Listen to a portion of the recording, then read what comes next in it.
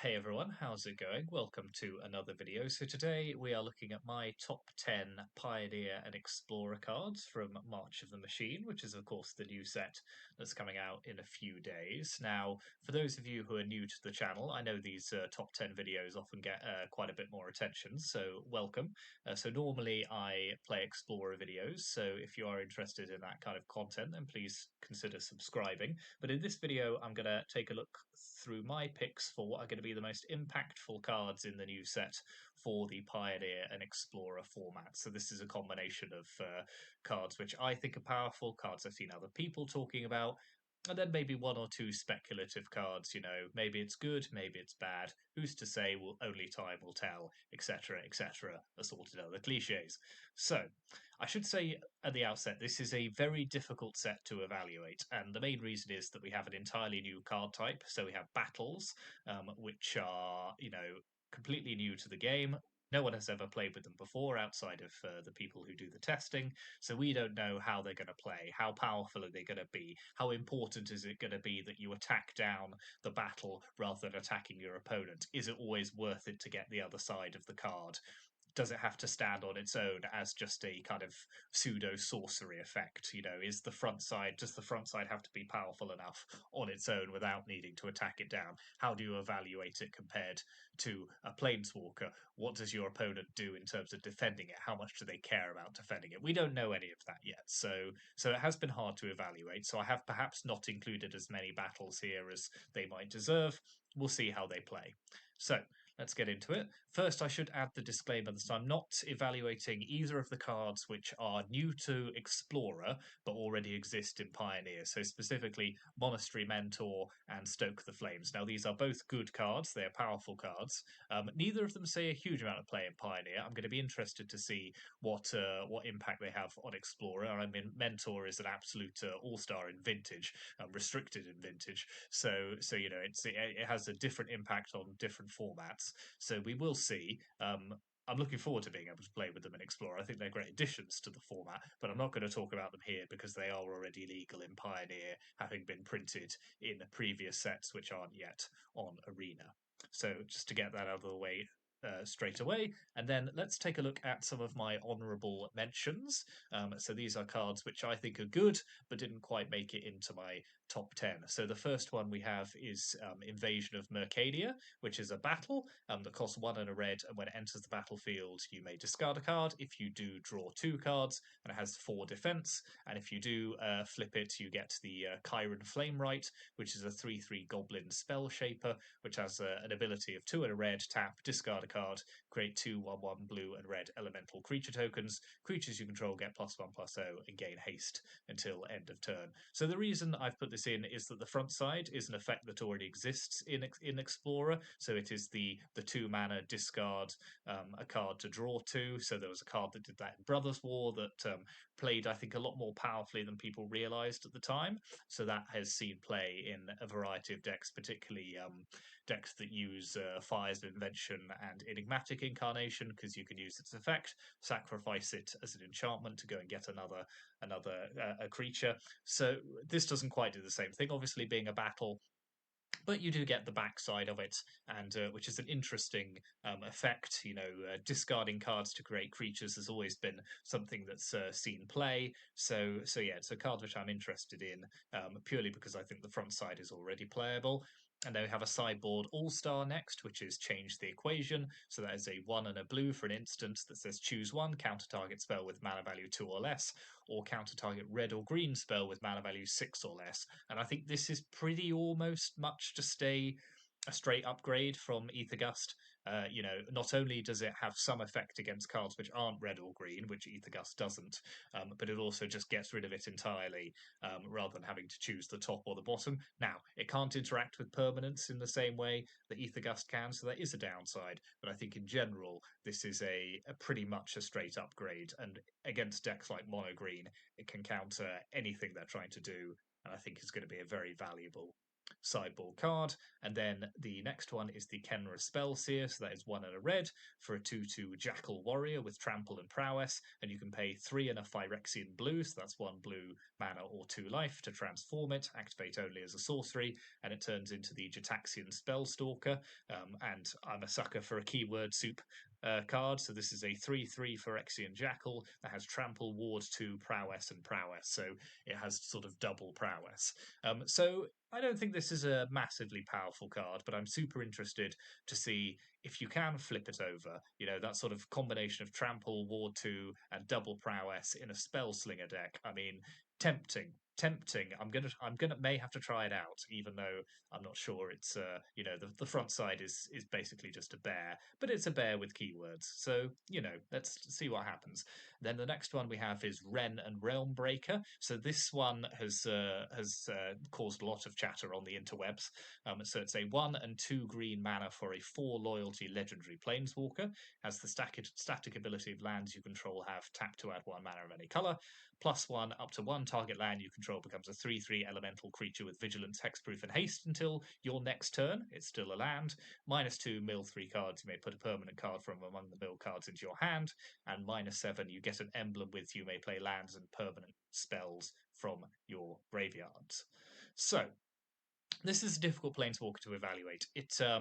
It probably isn't really a 3-drop in many ways, because the land that you use the +1 on doesn't untap. So if you play it on turn 3 and plus it, you've just got a tap land, which isn't really doing very much. So unless you're using its -2, which is, I think, deceptively powerful, generally you might view this as a bit of a 4-drop, actually. You play it on turn 4, you get the creature, you attack. The creature has the land has hexproof, which I think is a really good kind of upgrade, because it can be a terrible blowout if you animate a land and then they fatal push it or whatever, and you're down a mana.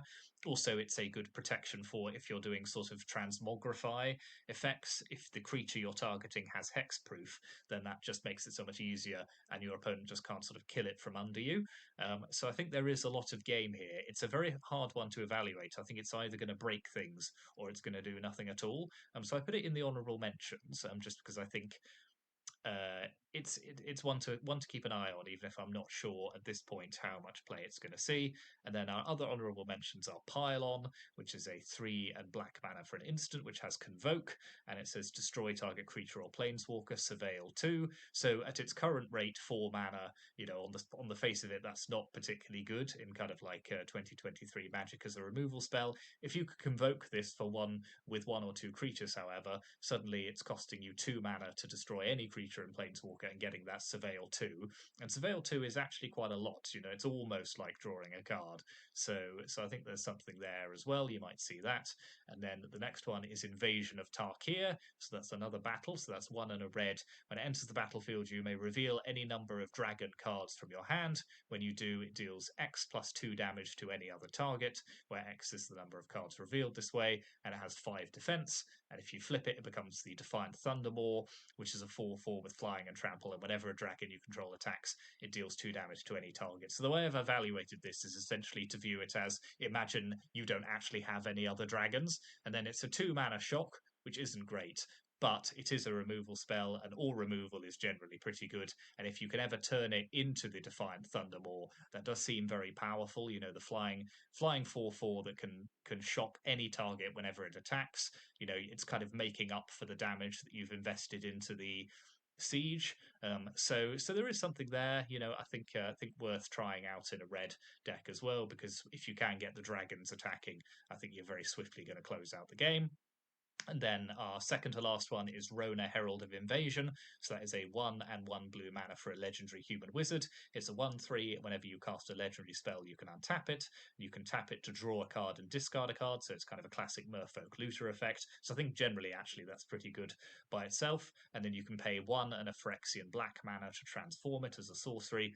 And it turns into Rona, Thalarian Obliterator, which is a legendary Phyrexian wizard, a 5/5 with trample. And whenever a source deals damage to Rona, that source's controller exiles a card from their hand at random. If it's a land card, you may put it onto the battlefield under your control. Otherwise, you may cast it without paying its mana cost. So I think this is an incredibly spicy card. I have no idea if it's actually going to be any good. I'm going to lean on the side of probably not, but you know, Jace Vryn's Prodigy, which is essentially a Merfolk looter that's an 0-2 and doesn't have the legendary spell clause. That's pretty good as it is.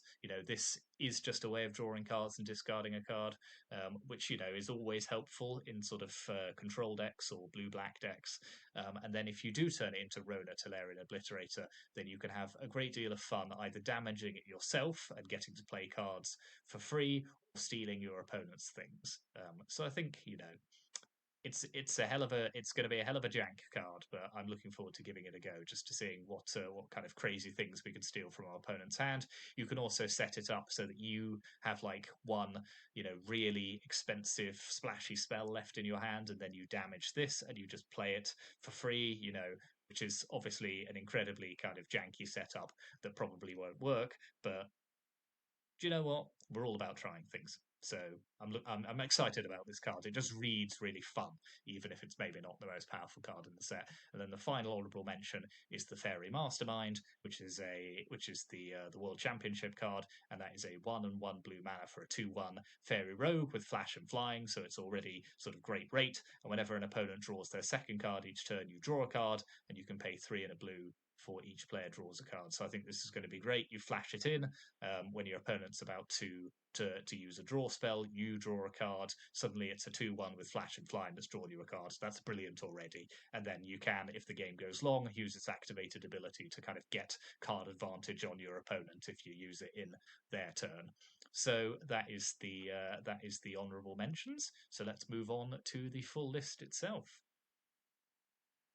So, coming in at number 10, we have Surge of Salvation. So, this is one of the color based hate cards in the format. So, this is a 1 white mana for an instant that says you and permanents you control gain hexproof until end of turn. Prevent all damage that black or red sources would deal to creatures you control this turn. So, this is probably the closest we've come to Veil of Summer in the last few sets. No, it isn't quite as good as Veil of Summer. It doesn't also draw you a card because that card was just ridiculous. But it is a incredible blowout if your opponent's trying to thought seize you, if they're trying to kill your creatures, whatever it may be. For 1 mana, you can protect them from any black or red damage. If your opponent's attacking in, you can block. You can play this. Suddenly, you're basically one-sided board wiping them if you've blocked in the right way. So it's great for anti-Rakdos tech. It affects both their colors. As I say, it can block a thought seize, or even kind of because it's the hexproof ability is not color limited. So I think the good thing about a lot of these sideboard anti-color cards is that they often have a bit of game for things that aren't necessarily those colors. We saw that with Change the Equation earlier, which can counter spells that aren't red or green. Similarly, this will block other effects that target you or your permanents that aren't black or red. In the kind of fun examples, your opponent's Emrakul, the Promised End effect, gets blocked here. So it is a remarkable blowout for 1 mana, and I think we'll see a lot of play probably in multiple formats, and I think it's probably going to be very good in Modern as well, because it blocks the kind of grief, the elemental, lots of other things. So any kind of format where kind of Thoughtseize or anything like that is good, I think this is going to see some pretty good play. So that is number 10. At number 9, we have Errant and Giada. So this is a 2/3 legendary human angel. So it's a team up, and it's 1 white and blue for a flash and flying creature that says you may look at the top card of your library at any time, and you may cast spells with flash or flying from the top of your library. So a 2/3 with flash and flying is pretty solid stats. It's comparable to Spell Queller. It acts as card advantage in archetypes that often struggle with it. So we're talking about kind of tempo-based blue and white decks. The great disadvantage of this card is obviously that it's not a spirit. If it was, I'd be incredibly excited about it. And to be honest, I think spirits has a not too dissimilar effect in Cemetery Illuminator already. Yes, that one doesn't have flash. It's not quite as good. It does rely on having a creature in a graveyard.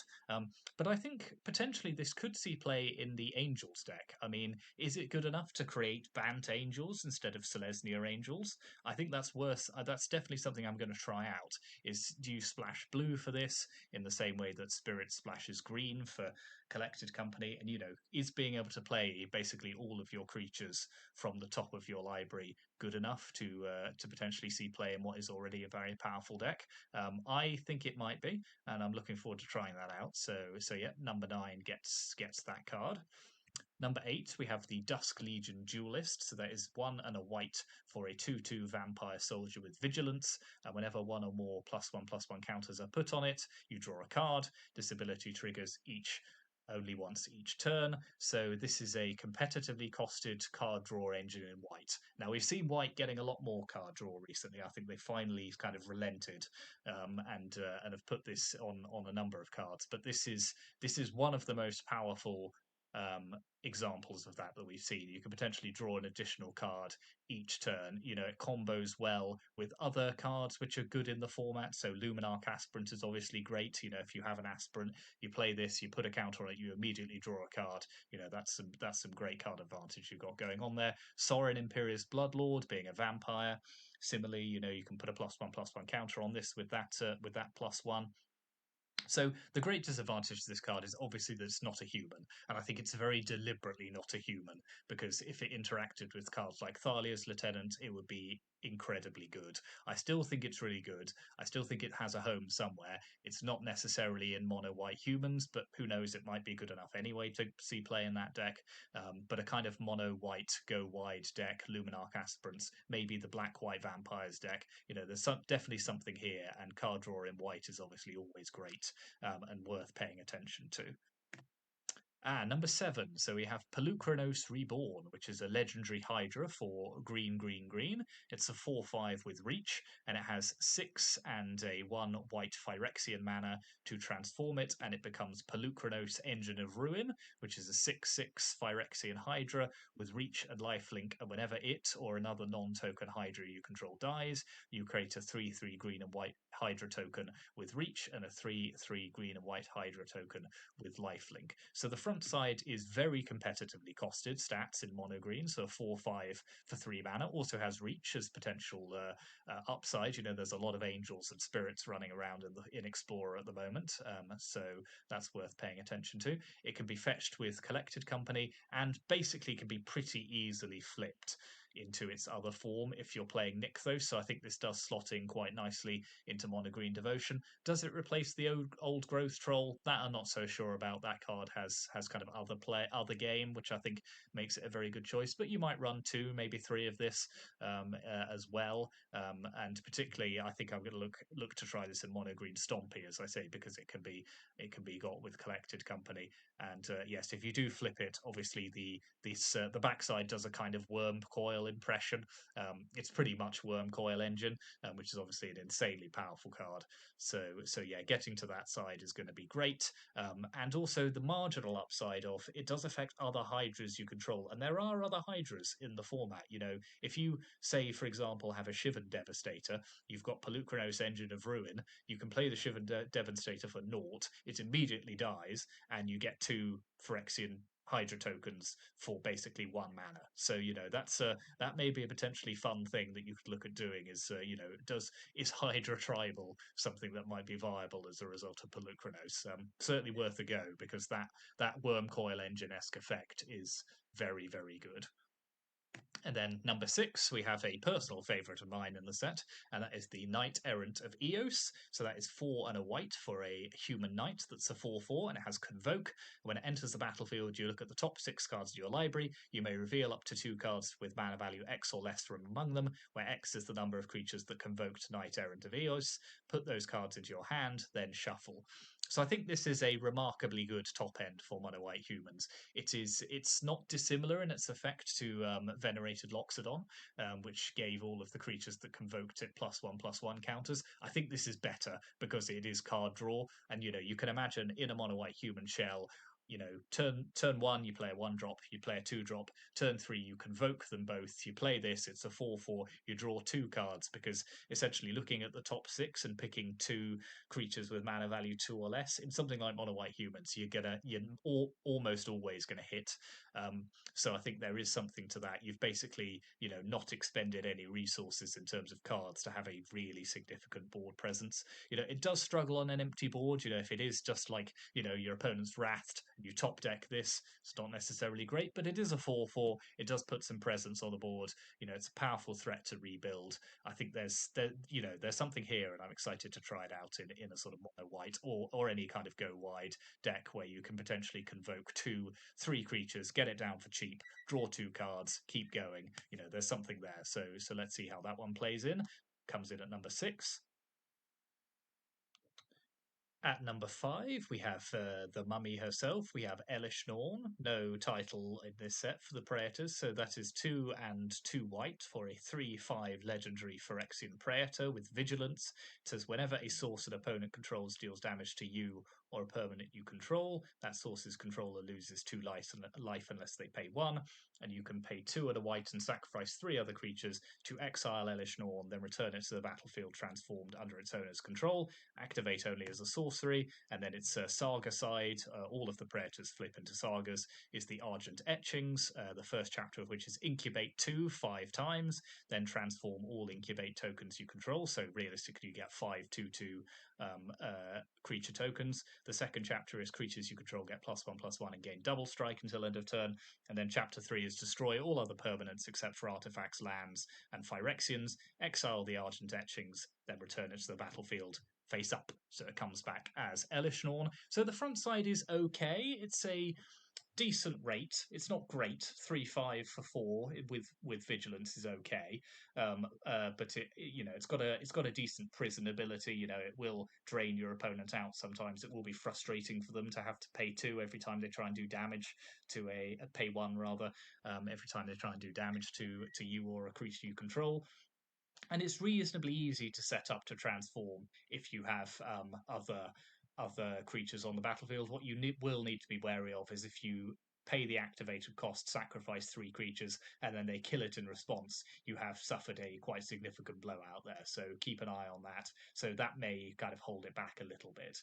And then its Saga side, I mean, I don't know what to say about the Argent Etchings. It's a game-ending bomb. I don't see how an opponent ever properly recovers from this. If they immediately wrath the board, maybe. But if they can't do that, then suddenly you've got at least 5 2/2s and whatever else you might have on the board. Next turn, you're attacking with 5 3/3s with double strike, and then just to make sure on chapter 3, let's destroy everything except our own stuff, and then we get Elesh Norn back again. So obviously, it's kind of an absurdly powerful card. On the backside, the crucial point is how good is the front and how easy is it to get to the other side, to which I think the answer is pretty good and not too difficult. So I think, therefore, any game where you can realistically flip it is going to be one where this is going to do a lot of work for you. So I think this is probably the second best Praetor. Spoiler alert, there's one more on my list. We'll come to that in a minute. But yeah, I think that backside reads incredibly powerfully. So worth keeping an eye on the new Elesh Norn here. At number 4, we have Invasion of Gobikhan. So this is 1 and a white for a not legendary, sorry, for a rare battle that has 3 defense. And it says when it enters the battlefield, look at target opponent's hand. You may exile a non-land card from it. As long as that card remains exiled, its owner may play it. A spell this way it costs 2 more to cast. And then if you do it the 3 damage, you get the Light Shield Array, which is an enchantment that says at the beginning of your end step, put a +1/+1 counter on each creature that attacks this turn, and you can also sacrifice it to give creatures you control hexproof and indestructible until end of turn. So the front side is a kind of white Thoughtseize style effect. It's kind of what white Thoughtseizes look like. It's Elite Spellbinder, but without the creature attached. It's 1 less mana. I think that is a good effect. It's proved to be a good effect in kind of decks that have played Spellbinder. Not having the 3/1 is a drawback. It is one of the easier battles to transform. You only have to do it 3 damage. A lot of the other ones have 4, 5, even more defense. So you will often be able to flip this over. And then the other side is it's a pretty unique enchantment. I think it reads very powerfully. Obviously, it would be nice if the creatures got +1/+1 counters when they attacked, but any kind of go wide strategy. You may notice there's a lot of white cards on this list, which is great to see because white has been underserved for some time, and I think it's got some really powerful effects in this set, which I'm very pleased about. But yes, so it's it's a very unique enchantment. It will buff your creatures. It does have that clause which can kind of protect your board from a a board wipe as well. Slightly different to cards like oh god, I've forgotten the green one. You know the one that gives your creatures hexproof and indestructible. It'll come back to me as soon as I stop recording. But yes, that one obviously is slightly different because you can't surprise your opponent with this, but they will be forced to play very differently because you can use the sacrifice effect on Light Shield Array at any time. So yeah, I like this one a lot. I'm interested to see what it does. And yeah, looking forward to playing it. Number 3, we have my favourite of the team up cards, and that is Thalia and the Gitrog monster. So that is 1 white, black, green, so Abzan for a 4/4 legendary human frog horror. It has first strike and death touch, and wall of text. You may play an additional land on each of your turns. Creatures and non-basic lands your opponents control enter the battlefield tapped, and whenever it attacks, sacrifice a creature or land, then draw a card. So it's a combination of Thalia Heretic Cathar's effects and the Gitrog Monsters effects. Those are both 2 playable cards. They have seen play in Pioneer and Explorer. They continue to do so. So you take 2 playable cards, you smash them together, and I think you've probably got a playable card. It's impossible to tussle with in combat. It has first strike and death touch. Only a very small selection of creatures can do anything about it in combat. So you're always going to be attacking with it. You're always going to get that additional card trigger. If you play it and immediately play a land, even if they kill it, you've got some value out of it. It acts as a prison on your opponent's cards. It's ramp, it's card advantage, all on one creature. I think I'm going to try this in a sort of 5-color humans deck because it is also a human having Thalia on it, so it does interact with all of your kind of human payoffs as well. So yeah, it's a very competitively costed card, being Abzan. It does have a difficult mana cost. It's not the easiest to play, but I think if you get this down and if you ever attack with it, then you are in a world of fun. So that is number 3. Number 2, we have the Chrome Host Seedshark. Now, I've seen a lot of discussion about this card. So that is a 2 and blue mana for a 2/4 Phyrexian Shark with flying. And whenever you cast a non-creature spell, you incubate X, where X is that spell's mana value. So, allow me to ask you a question. Have you ever wanted to hardcast a Shark Typhoon on turn 3? Well, now you can with the Chrome Host Seedshark. Obviously, I'm being slightly facetious. It's not quite the same effect. But, these are competitive stats. A 2/4 with flying can get in and do some serious damage over time. And the incubate creatures, it reads sometimes like a disadvantage that you have to pay 2 mana to get your creatures, whereas obviously with Shark Typhoon, you just have to play the non-creature spell. But, there are, I think, paying 2 mana at instant speed, and remember you can do it at instant speed, is not so bad. It's particularly if you're playing big instant and sorcery cards, 4/5 mana, who cares? Particularly in Pioneer, I'm thinking, you've got the Seedshark.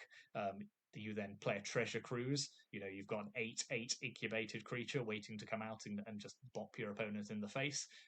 And your incubate creatures are immune to wraths. While they are artifacts, your opponent cannot wrath the board and get rid of them. And if they try, you will simply just flip them at instant speed and then have an 8/8 attacking.